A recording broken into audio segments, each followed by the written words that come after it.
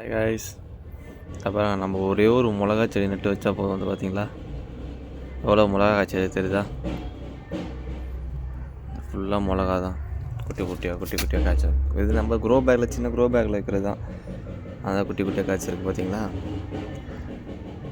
இது வந்து நான் கடையில் வாங்கின மிளகாவில் விதைய சும்மா காய வச்சு நட்டு காய வச்சு அது சும்மா தண்ணி ஊற்றினாவே லைட்டாக வந்துடும். பழுத்து இருக்க போகிறேன். சும்மா பறிக்கூடாது சொல்லிட்டு பழுக்க வச்சுருக்கு. அது மீதிலாம் பறிக்கணும் ஃபுல்லாக. எவ்வளோ மிளகா இருக்குது பார்த்தீங்களா? தெரியுதா உங்களுக்கு? மிளகா செடியில் மிளகா நிறைய காய்க்கும் ஃப்ரெண்ட்ஸ். பூ பூத்துருக்கு பாருங்கள், எவ்வளோ பூ பூத்துருக்கு. நெக்ஸ்ட் ஸ்டேஜில் நிறைய மிளகா. ஒரு செடி வச்சாலும் போதும், நம்ம வீட்டுக்கு தேவையான மிளகா இதுலேயே எடுத்துக்கலாம்.